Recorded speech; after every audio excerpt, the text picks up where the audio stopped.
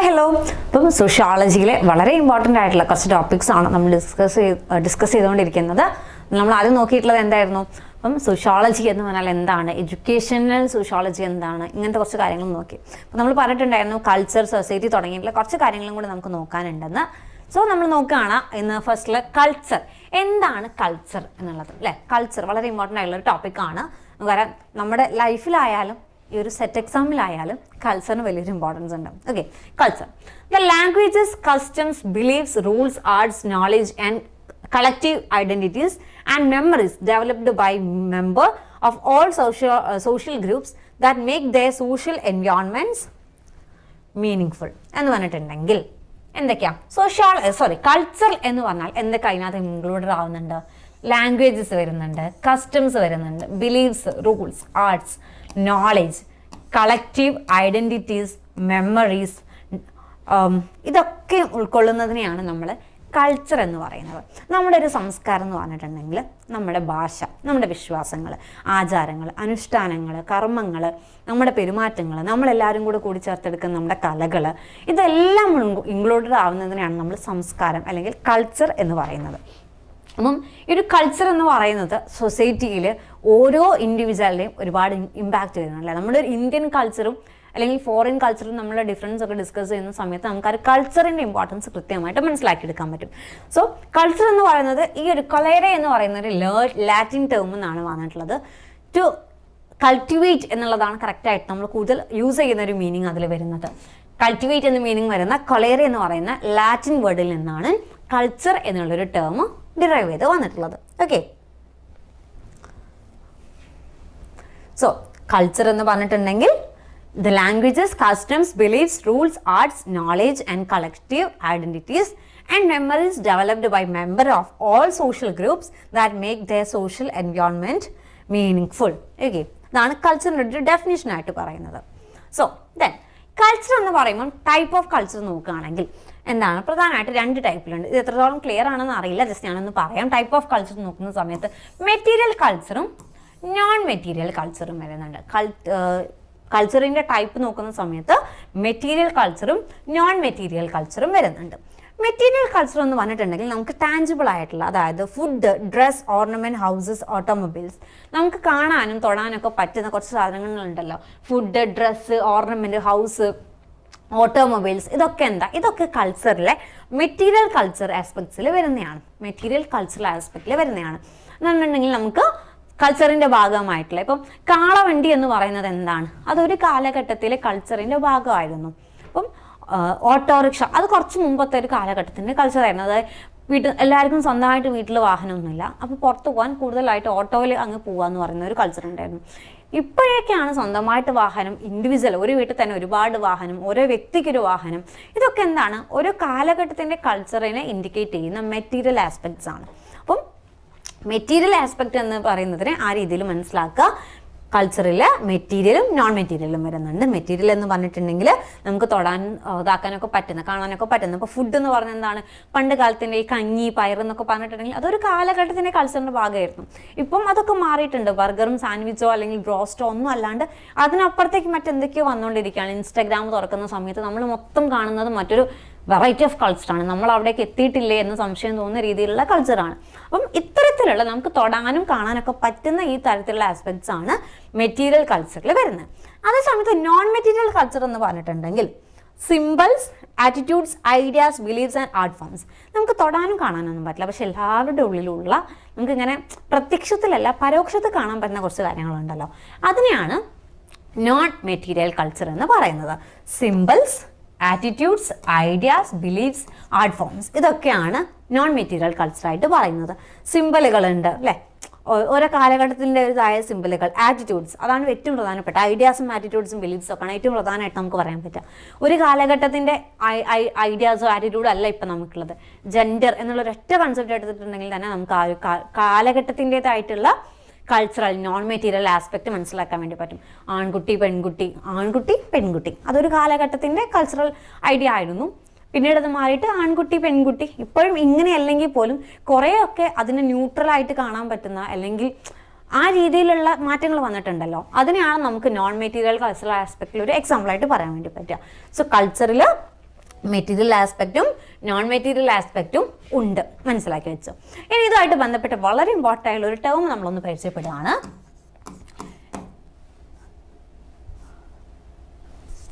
വളരെ ഇമ്പോർട്ടൻ്റ് ആയുള്ള ഒരു ടേമാണ് കേട്ടോ, കൾച്ചറൽ ലാഗ്. ആൻസർ അറിയുന്നവരുണ്ടെങ്കിൽ, ഇതെന്താണ് എന്ന് അറിയുന്നവരുണ്ടെങ്കിൽ ഒന്ന് കമൻറ്റ് ചെയ്യുക കേട്ടോ. കൾച്ചറൽ ലാഗ് എന്താണ്? കൾച്ചറൽ ലാഗ്, കൾച്ചറൽ ലാഗ് എന്ന് പറഞ്ഞിട്ടുണ്ടെങ്കിൽ കൾച്ചറുകൾ തമ്മിലുള്ള ലാഗ് അല്ല, ഒരൊറ്റ കൾച്ചറിൽ തന്നെ അവിടെ ഉണ്ടാകുന്നൊരു ലാഗ്. നമ്മൾ ലാഗ് എന്ന് പറഞ്ഞ ടേം നമുക്കറിയാലോ, ലാഗ് അടിക്കുന്നുണ്ട് എന്ന് നമ്മൾ പറയാറുണ്ട്. എന്ന് വെച്ചിട്ടുണ്ടെങ്കിൽ ഒരു എന്താ പറയുക, കുറച്ചുകൂടി സ്പീഡപ്പ് ആയിട്ട് പോകണം, അതിൻ്റെ അത്ര ഇത് എത്തുന്നില്ല എന്നൊക്കെ പറയുമ്പോഴാണ് നമ്മൾ ലാഗ് അടിക്കാന്ന് പറയാം. അപ്പം മെറ്റീരിയൽ കൾച്ചറൽ ആസ്പെക്റ്റ് വളരെ പെട്ടെന്ന് മാറിക്കൊണ്ടിരിക്കുന്ന ഒന്നായിരിക്കും അല്ലേ. നമ്മുടെ ഫുഡുകൾ അല്ലെങ്കിൽ നമ്മുടെ ഡ്രസ്സ്, ഓർണമെന്റ്സ്, ഈ സ്റ്റൈലുകളൊക്കെ നമുക്ക് സ്റ്റൈൽ എന്നുള്ള രീതിയിൽ നമുക്ക് മെറ്റീരിയൽ കൾച്ചറൽ ആസ്പെക്റ്റിനെ ഓർത്ത് വയ്ക്കാം. അപ്പോൾ ഇത് പെട്ടെന്ന് മാറിക്കൊണ്ടിരിക്കും. അതേ സമയത്ത് നമ്മുടെ നോൺ മെറ്റീരിയൽ കൾച്ചർ എന്തായിരിക്കും? താഴോട്ട് പോകുന്നു എന്നല്ല, പക്ഷേ ഇതിങ്ങനെ മെല്ലെ മെല്ലെ മെല്ലെ മെല്ലെ മെല്ലെ മാത്രമേ ഉള്ളൂ വളർന്നു പോകുള്ളൂ, ഒറ്റയടിക്ക് അങ്ങോട്ട് പോകില്ല. മനസ്സിലായല്ലോ? വളരെ സിമ്പിളായിട്ട് ഓർത്ത് വയ്ക്കാൻ പറ്റും. അതായത് നമ്മൾ പറഞ്ഞിട്ടുണ്ടായിരുന്നു ഫുഡിൻ്റെയൊക്കെ കാര്യം. ഒരു കാലഘട്ടത്തിൽ നമ്മൾ ഈ മാഗി നൂഡിൽസ് പോലും നമ്മുടെ പാരൻസ് ആക്സെപ്റ്റ് ചെയ്യാത്തൊരു സാധനമായിരുന്നു. അതായത് അവരുടെ കൾച്ചറിനെ വെച്ചിട്ട് അവർക്കത് ആക്സെപ്റ്റ് ചെയ്യാൻ പറ്റില്ല. അവരുടെ ആറ്റിറ്റ്യൂഡ്, ബിലീവ്സ്, ട്രഡീഷൻ വെച്ചിട്ട് അത് ആക്സെപ്റ്റബിൾ അല്ല. അപ്പം ഈ ഒരു ബ്രോസ്റ്റിനെയും ഫ്രഞ്ച് ഫ്രൈസിനെയും അല്ലെങ്കിൽ പുതിയ ഡിഷസിനെ കുറിച്ച് പറയേ വേണ്ട. നമ്മുടെയൊക്കെ ചെറുപ്പത്തിൽ മാഗി നൂഡിൽസ് വെച്ചിട്ട് നമുക്ക് ഓർക്കാൻ പറ്റും. ഒരു മാഗി നൂഡിൽസ് വീട്ടിൽ വാങ്ങിക്കണമെങ്കിൽ എത്രത്തോളം നമ്മളൊക്കെ പ്രഷർ ചെലുത്തേണ്ടി വന്നിട്ടുണ്ടായിരുന്നു എന്നുള്ളത് നമുക്ക് അറിയുന്നതാണ്. അപ്പം അതെന്താണ്? നോൺ മെറ്റീരിയൽ കൾച്ചറിൻ്റെ അത്ര സ്പീഡപ്പിൽ വളരാൻ പറ്റാതെ വരുമ്പോഴാണ് അവിടെ ഈ ഒരു സംഭവം വരുന്നത്. നമുക്കറിയാം കൊറോണ വൈറസിനുമായിട്ട് ബന്ധപ്പെട്ടിട്ട് പറയുമ്പോൾ വാക്സിനേഷൻ എന്നുള്ളൊരു സാധനം, കൊറോണ വൈറസ് വന്നു, എല്ലാവരും വീട്ടിലായി, ക്വാറന്റൈനായി, ആ സംഭവം. അപ്പോൾ ഈ വാക്സിനേഷൻ എന്ന് പറയുന്നത് എന്താണ്? കൊറോണ എന്ന് പറയുന്ന ഒരു വലിയൊരു പ്രശ്നത്തിനെ അഭിമുഖീകരിക്കാൻ വേണ്ടിയിട്ട് വളരെ പെട്ടെന്ന് വന്നിട്ടുള്ള ഒരു മെറ്റീരിയൽ ആസ്പെക്റ്റ് ആണ് വാക്സിനേഷൻ എന്ന് പറയുന്നത്. അതിനുള്ളൊരു സൊല്യൂഷൻ പോലെ വന്നൊരു കാര്യം. പക്ഷെ നമ്മുടെ നോൺ മെറ്റീരിയൽ ആസ്പെക്റ്റ് പ്രകാരം നമ്മുടെ വിശ്വാസങ്ങളും ആചാരങ്ങളും നമ്മുടെ ഒരു പേടി, ഒരു ട്രഡീഷൻ പ്രകാരം അങ്ങനെ കുത്തിവെക്കുന്നതിനോട് അത്ര എല്ലാവരും സപ്പോർട്ട് ചെയ്തിട്ടുണ്ടായിരുന്നില്ല. അതെന്താണ്? അതൊരു കൾച്ചറൽ ലാഗാണ്. മെറ്റീരിയൽ കൾച്ചറിൻ്റെ അത്ര സ്പീഡപ്പിൽ നോൺ മെറ്റീരിയൽ കൾച്ചറിന് വളരാൻ പറ്റാണ്ടിരിക്കാം. അതൊരു എക്സാമ്പിളാണ്. മറ്റൊന്ന് പറയുകയാണെങ്കിൽ നമുക്കറിയാം നമ്മുടെ ടച്ച് ഫോൺ എന്ന് പറഞ്ഞൊരു സാധനം, അല്ലെങ്കിൽ മൊബൈൽ ഫോൺ എന്നുള്ളൊരു സാധനം. മൊബൈൽ ഫോൺ എനിക്കൊന്നും വേണ്ട, ഇനി അത് നോക്കി ഇങ്ങനെ സമയം എന്ന് പറഞ്ഞിട്ടുണ്ടായിരുന്ന പാരൻസ്, അതെന്താണ്? നോൺ മെറ്റീരിയൽ കൾച്ചറിൽ അവിടെ വന്നിട്ടുണ്ടായിരുന്ന ഒരു സ്പീഡപ്പിൻ്റെ കുറവാണ്. അത് എല്ലാം മാറി മറിഞ്ഞ് ഇപ്പോഴത്തെ പുതിയ കാലഘട്ടത്തിലേക്ക് വരുമ്പം ഇപ്പോഴും കൾച്ചറൽ ലാഗ് ഉണ്ട്. എന്താണ്? ഇപ്പോഴും നമ്മൾ പുതിയൊരു അഡ്വാൻസ്ഡ് സാധനം കൊണ്ടുവരുന്ന സമയത്ത് ഇത് വേണ്ട, ഇത് നിങ്ങൾക്ക് ഇങ്ങനെ ശരിയാവും, മറ്റേതല്ല നല്ലത് എന്ന് ചോദിക്കുന്നത് അവിടെ ഉണ്ടാകുന്ന കൾച്ചറൽ ലാഗിൻ്റെ ഭാഗമാണ്. ഇതൊക്കെ ഇത്രയേ ഉള്ളൂ, സിമ്പിളാണല്ലോ, കിട്ടി. ഇനി കൂടുതൽ പറഞ്ഞിട്ട് മോശമാക്കുന്നില്ല. ഇനി നമ്മൾ പറയുന്നത് കുറച്ച് കൾച്ചർ റിലേറ്റഡ് ടേംസ് ആണ് കേട്ടോ. Preservation of culture, transmission of culture എന്നൊക്കെ പറഞ്ഞിട്ട് കൾച്ചറുമായിട്ട് ബന്ധപ്പെട്ടിട്ട് എക്സാം പേപ്പറിൽ കാണുന്ന കുറച്ച് ടേംസ് ഉണ്ട്. കൾച്ചർ എങ്ങനെ മറ്റുള്ളവരിലേക്ക് എത്തുന്നു എന്നുള്ളതൊക്കെയാണ് പറയുന്നത്. നോക്കാം. Preservation of culture. Preservation of culture. Our first Prime Minister Jawaharlal Nehru viewed education must help in preserving the vital elements of our heritage. നമ്മുടെ ജവഹർലാൽ നെഹ്റു അദ്ദേഹം എഡ്യൂക്കേഷനെ കുറിച്ച് പറഞ്ഞിട്ടുള്ളത് must help in preserving the vital elements of our heritage. എഡ്യൂക്കേഷന് കൾച്ചറിനകത്ത് എന്താണ് role എന്നുള്ളതാണ് നമ്മൾ പറയുന്നത്. പ്രിസർവേഷൻ ഓഫ് കൾച്ചർ അത് സാധ്യമാവുന്നത് എപ്പോഴാണ്? എഡ്യൂക്കേഷൻ എന്ന് പറയുന്നത് പ്രോസസ്സ് അവിടെ വളരെ എഫക്റ്റീവായിട്ട് നടക്കുമ്പോഴാണ്. എഡ്യൂക്കേഷൻ എന്ന് പറയുന്ന പ്രോസസ്സ് വളരെ എഫക്റ്റീവായിട്ട് നടക്കുമ്പോഴാണ് പ്രിസർവേഷൻ ഓഫ് കൾച്ചർ നടക്കുന്നത്. അപ്പം അതിന് ഈ ഒരു ടേം ഓർത്ത് വയ്ക്കുക, ചോദിക്കാൻ സാധ്യതയുണ്ട്. Education must help in preserving the vital elements of our heritage. ഇത് ആര് പറഞ്ഞിട്ടുള്ളതാണ്? ജവഹർലാൽ നെഹ്റു പറഞ്ഞിട്ടുള്ള ഒരു കാര്യമാണ്. അപ്പം പ്രിസർവേഷൻ ഓഫ് കൾച്ചർ അവിടെ എന്താ പറയുക, സംരക്ഷിച്ച് വെക്കുക എന്നുള്ളതാണ് അവിടുത്തെ ഐഡിയ. സെക്കൻഡ് പറയുന്നു ട്രാൻസ്മിഷൻ ഓഫ് കൾച്ചർ. കൾച്ചറിനെ കൈമാറ്റം ചെയ്യുക. The famous sociologist Ottaway writes the function of education is to transmit the social values and ideals to the young and capable members of society. സൊസൈറ്റിയിലെ പുതിയ തലമുറയ്ക്ക് എന്താണ് നമ്മുടെ കൾച്ചറൽ വാല്യൂസിനെ അല്ലെങ്കിൽ social വാല്യൂസിനെയും ഐഡിയാസിനെയും ഒക്കെ ട്രാൻസ്മിറ്റ് ചെയ്ത് കൊടുക്കുക എന്നുള്ളതാണ് എഡ്യൂക്കേഷൻ്റെ ഇമ്പോർട്ടൻസ് ആയിട്ട് പറഞ്ഞിട്ടുള്ളത്. ഓക്കെ, സിമ്പിളാണ്. Then third, promotion of culture. എഡ്യൂക്കേഷൻ്റെ മറ്റൊരു ഇമ്പോർട്ടൻസ് എന്ന് പറയുന്നത് പ്രൊമോഷൻ ഓഫ് കൾച്ചർ ആണ്. Education performs by constantly reorganizing and reconstructing human experiences for the promotion and enrichment of culture. കൾച്ചറിനെ പ്രിസർവ് ചെയ്ത് വെക്കുക, ട്രാൻസ്മിറ്റ് ചെയ്യുക, പ്രൊമോട്ട് ചെയ്യുക. കൾച്ചറിനെ കുറച്ചും കൂടെ എന്താ പറയുക, മറ്റ് ചുറ്റുപാടിനനുസരിച്ച് ഇങ്ങാണ്ട് കൾച്ചറിനെയും വളർത്തിയെടുക്കാൻ പറ്റുക എന്നതാണ് അവിടെ ഉദ്ദേശിക്കുന്നത്. Then equips man to adapt to changing cultural patterns. നമ്മൾ പറഞ്ഞു കൾച്ചറിനെ മാറ്റിയെടുക്കുക എന്നുള്ളതാണ് ഇവിടെ പറഞ്ഞത്. ഫോർത്ത് പോയിന്റ് എന്താ പറയുന്നത്, മാറി മറിഞ്ഞുകൊണ്ടിരിക്കുന്ന സംസ്കാരത്തിന് ഉതകുന്ന രീതിയിൽ മനുഷ്യരെ പ്രാപ്തമാക്കിയെടുക്കുക. അതെപ്പോഴാണ് നടക്കുന്നത്? എഡ്യൂക്കേഷനാണ്. ഒരാൾക്ക് അൺഎഡ്യൂക്കേറ്റഡ് ആയിട്ടുള്ള നമ്മുടെ പാരൻസ് അല്ലെങ്കിൽ ആരൊരാളും എഡ്യൂക്കേറ്റഡ് ആവുമ്പോഴാണ് പുതിയ കാലത്തെ കൾച്ചറിനനുസരിച്ചിട്ട് അവരും മാറുന്നത്. So equips man to adopt to changing cultural patterns. എപ്പോഴാണ്? എഡ്യൂക്കേഷൻ സാധ്യമാകുമ്പോഴാണ് ഇത് നടക്കുക. Education equips the individual to adjust himself or herself to the changing cultural forms and patterns for better and successful living. So it's about culture, and now here we have fifth point, molding the personality. Culture നമ്മുടെ education എന്താ നടക്കുമ്പോഴാണ് പേഴ്സണാലിറ്റിനെ mould ചെയ്യാൻ വേണ്ടി പറ്റുന്നത്. Culture is an informal agency of social control which helps in molding and shaping the behavior of the individual in a desirable way. ഒരു desirable വേ society accept ചെയ്യുന്ന രീതിയിലേക്ക് ഒരു പേഴ്സണാലിറ്റിനെ mould ചെയ്തെടുക്കുന്നതാണ് education എന്ന് പറയുന്ന process. Then restoring unity of mankind through diffusion of culture.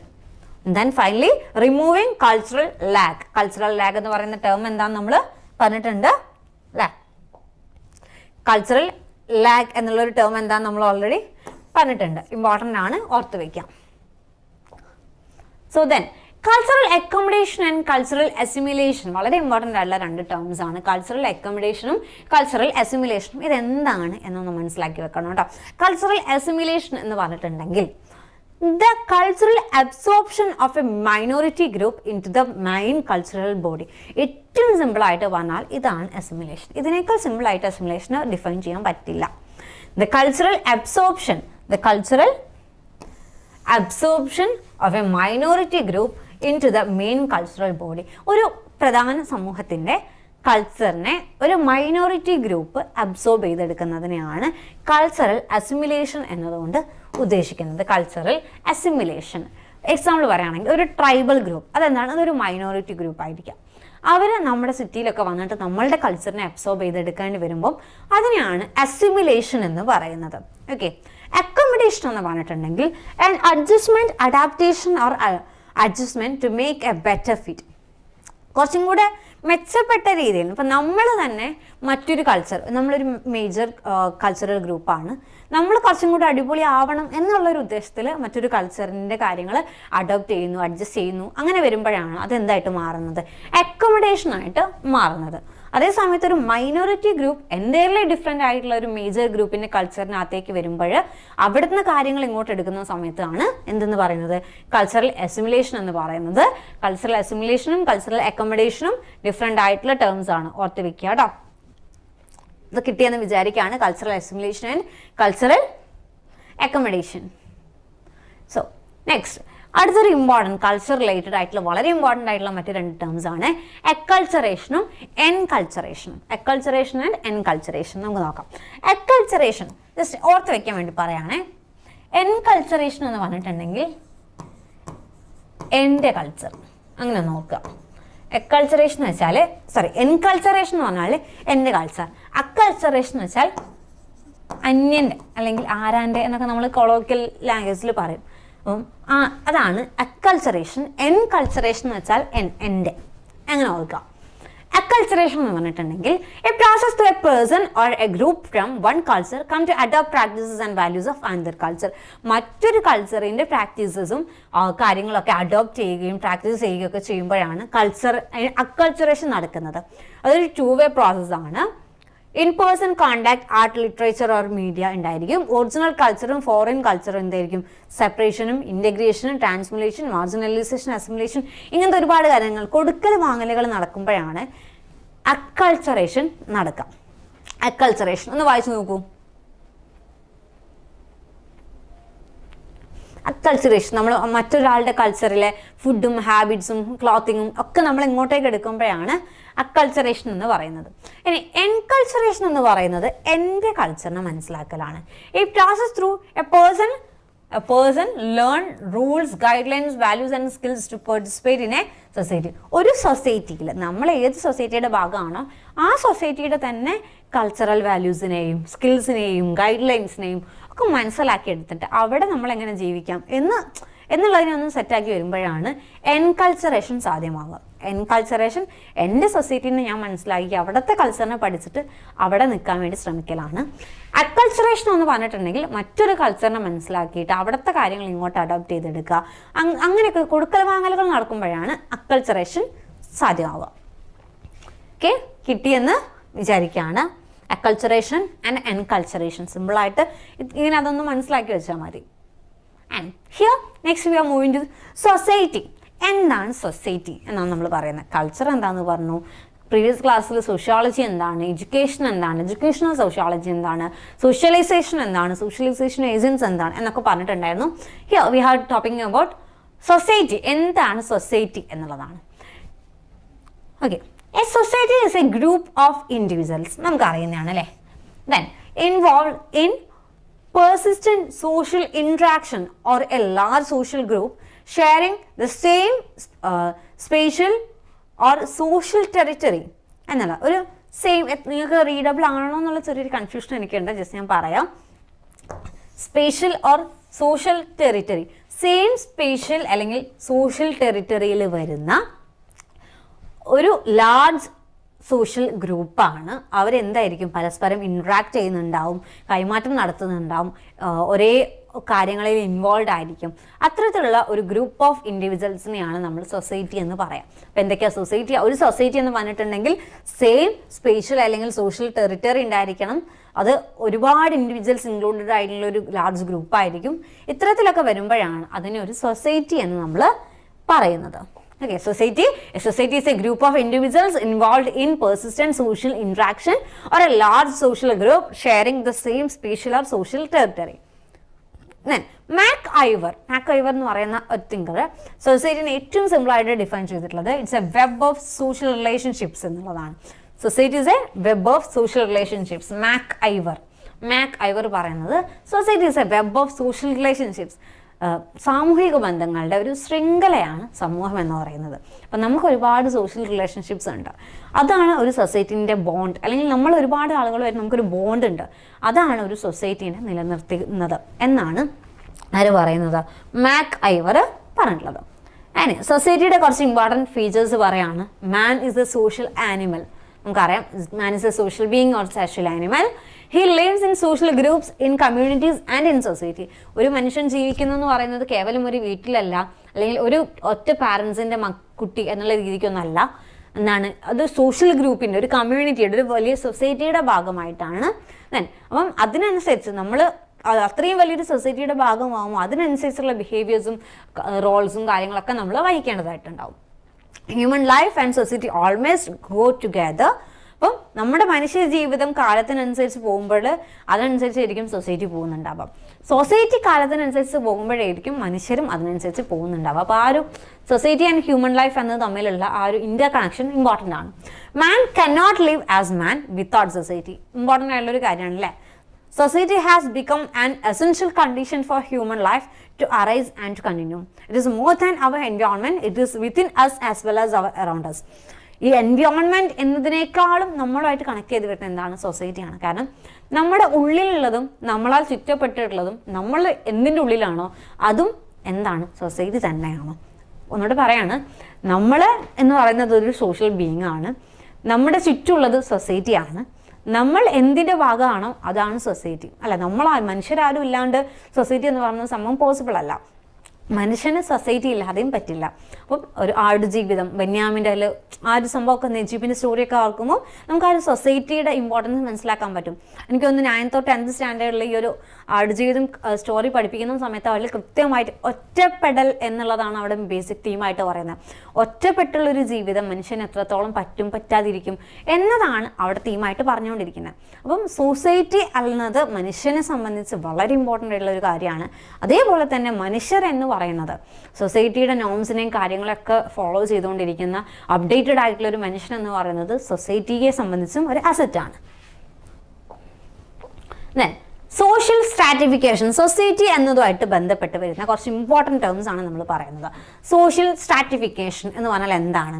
Social stratification എന്ന് പറഞ്ഞിട്ടുണ്ടെങ്കിൽ it's A social hierarchy. അതാണ് ഏറ്റവും ഇമ്പോർട്ടൻ്റ് ആയിട്ടുള്ള ഒരു കാര്യം. Social hierarchy where individuals and groups are classified on the basis of wealth, occupation, education level, race or gender. Gender എന്തൊക്കെയാ? Gender ഉണ്ട്, gender, race, education, അല്ലെങ്കിൽ എന്താണ് വെൽത്ത്. ഇതിൻ്റെയൊക്കെ ബേസിൽ ആളുകളെ അല്ലെങ്കിൽ ഗ്രൂപ്പിനെ ക്ലാസിഫൈ ചെയ്ത് വെക്കുന്ന ഒരു സോഷ്യൽ ഹയറാർക്കിയെയാണ് സോഷ്യൽ സ്ട്രാറ്റിഫിക്കേഷൻ എന്ന് പറയുന്നത്. സോഷ്യൽ സ്ട്രാറ്റിഫിക്കേഷൻ എന്ന് പറയുന്നത് ജെൻഡർ, റേസ്, എഡ്യൂക്കേഷൻ, വെൽത്ത് എന്നിവയുടെ ഒക്കെ ബേസിൽ ആളുകളെ അല്ലെങ്കിൽ ഗ്രൂപ്പിനെ ക്ലാസിഫൈ ചെയ്യുന്ന ഒരു സോഷ്യൽ ഹയറാർക്കി, ഇവർ മേലെ ഇവർ താഴെ ഇവർ ഏറ്റവും താഴെ എന്ന രീതിയിൽ ഇങ്ങനെ ക്ലാസിഫൈ ചെയ്യുന്നതിനെയാണ് സോഷ്യൽ സ്ട്രാറ്റിഫിക്കേഷൻ എന്ന് പറയുന്നത്. അപ്പം അതിൻ്റെ ഫാക്ടേഴ്സ് എന്തൊക്കെയാണ്? എക്കണോമിക് സ്റ്റാറ്റസ് ഉണ്ട്, racial ethnical stratification, gender stratification, age stratification, educational stratification, caste system, religious stratification, ഇതൊക്കെ ഉണ്ട്. നമുക്ക് അറിയുന്ന കാര്യങ്ങളാണ് അതൊക്കെ. കാസ്റ്റ് സിസ്റ്റത്തിലേക്ക് വരുന്ന സമയത്ത് നമുക്കറിയാം BKVS, ബ്രാഹ്മണ, ക്ഷത്രിയ, വൈശ്യ, ശൂദ്ര. ഓർത്ത് വെക്കുക അതൊക്കെ കേട്ടോ. BKVS ഇതൊക്കെ നമ്മൾ പണ്ടെന്നോ പഠിച്ചിട്ടുണ്ടായിരുന്ന സോഷ്യൽ സയൻസ് അല്ലേ എന്ന് ചോദിക്കരുത്. ഇതെല്ലാം സോഷ്യോളജിയിൽ വളരെ ഡീറ്റെയിൽഡ് ആയിട്ട് പറയുന്ന കൺസെപ്റ്റുകളാണ്, ഇമ്പോർട്ടൻ്റ് ആണ്. BKVS, ബ്രാഹ്മണ, ക്ഷത്രിയ, വൈശ്യശൂദ്ര, കാസ്റ്റ് സിസ്റ്റത്തിൻ്റെ ഒരു സോഷ്യൽ സ്ട്രാറ്റിഫിക്കേഷൻ ഹയറാർക്കി ആ രീതിയിലാണ് പോകുന്നത്. ജെൻഡറിനെ സംബന്ധിച്ച് 1-ാം ലിംഗം, 2-ാം ലിംഗം, 3-ാം ലിംഗം അല്ലെങ്കിൽ മറ്റൊരു ലിംഗം എന്നൊക്കെ പറയുന്ന ഒരു കൂട്ടരുണ്ട്. LGBTQ+. ഇന്നാണ് അത് LGBTQ+ എന്ന് പറയുന്നത് അല്ലെങ്കിൽ നോർമലൈസ് ചെയ്യപ്പെടുന്നത്. ഒരു കാലഘട്ടത്തിൽ 3-ാം ലിംഗമൊക്കെ അറിയുന്നു, പത്രമാധ്യമങ്ങളിൽ പോലും ആ രീതിയിലാണ് അഡ്രസ്സ് ചെയ്യുന്നത്. അപ്പം അത്തരത്തിൽ ജെൻഡറിൻ്റെ പേരിൽ പോലും ക്ലാസിഫിക്കേഷൻസ് നടക്കുന്നു, ഏജിൻ്റെ പേരിൽ സ്ട്രാറ്റിഫിക്കേഷൻ നടക്കുന്നു. ഇതൊക്കെ സോഷ്യൽ സ്ട്രാറ്റിഫിക്കേഷൻ എന്ന് പറയുന്ന വലിയൊരു ടേമിൽ വരുന്നതാണ്. ദെൻ സോഷ്യൽ മൊബിലിറ്റി, വളരെ ഇമ്പോർട്ടൻ്റ് ആയിട്ടുള്ള ഒരു കൺസെപ്റ്റാണ് സോഷ്യൽ മൊബിലിറ്റി എന്ന് പറയുന്നത്. Social mobility refers to the movement of persons or groups from one social stratum to another. ഒരു സോഷ്യൽ സ്റ്റാറ്റസിൽ നിന്ന് മറ്റൊന്നിലേക്കുള്ള മൂവ്മെൻറ്റിനെയാണ് സോഷ്യൽ മൊബിലിറ്റി എന്ന് പറയുന്നത്. ഏറ്റവും ബേസിക് ആയിട്ട് പറഞ്ഞിട്ടുണ്ടെങ്കിൽ കാസ്റ്റിനകത്ത് സോഷ്യൽ മൊബിലിറ്റി പറ്റുമോ? ഒരു ജാതിക്കകത്ത് നമ്മൾ കുറേ പൈസ ഒക്കെ ഉണ്ടാക്കി ഭയങ്കര അടിപൊളിയായി നമ്മൾ കുറച്ചുകൂടെ പണക്കാരായിട്ടുണ്ടെങ്കിൽ നമ്മുടെ സ്റ്റാറ്റസ് മാറുമോ?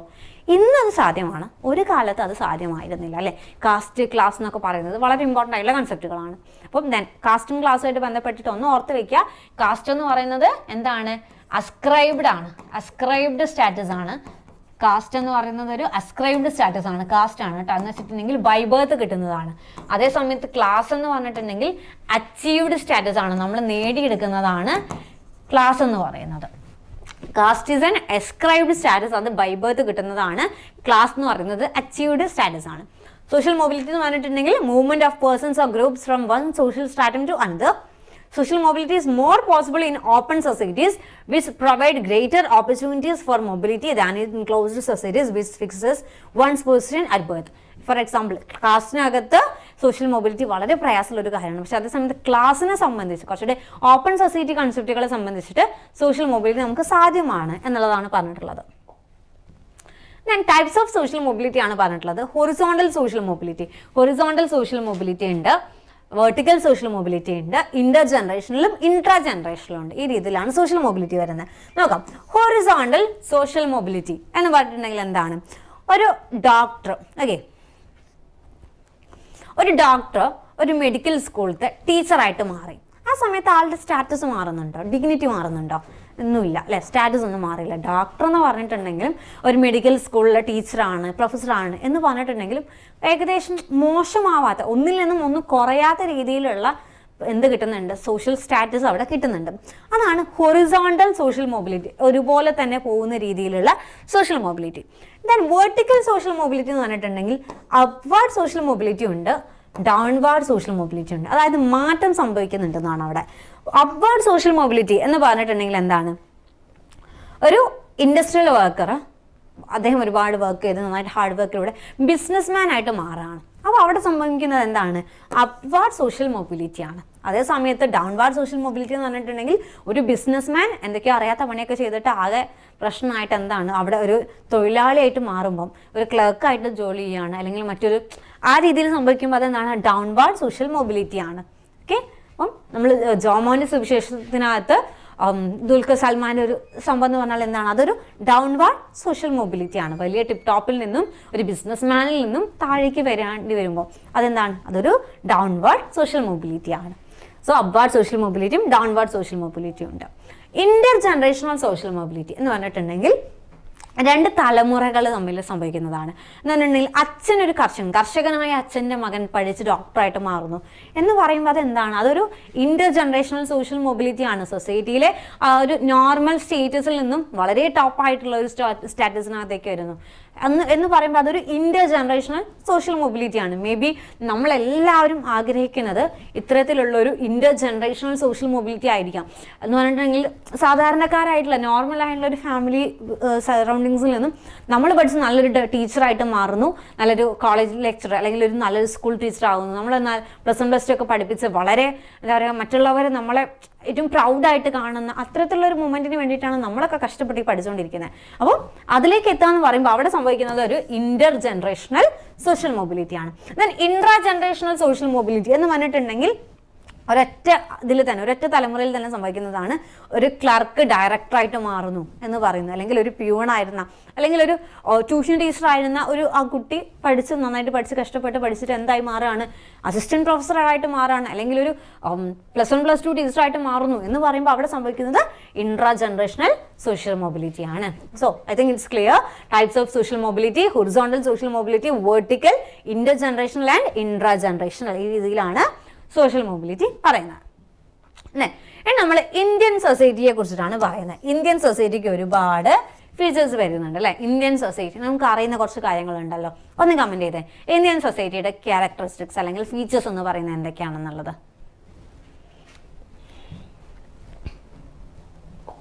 ഫീച്ചേഴ്സ് ഓഫ് ഇന്ത്യൻ സൊസൈറ്റി എന്തൊക്കെയാണ് കുറച്ചുകൂടെ പറയുന്നുണ്ട്.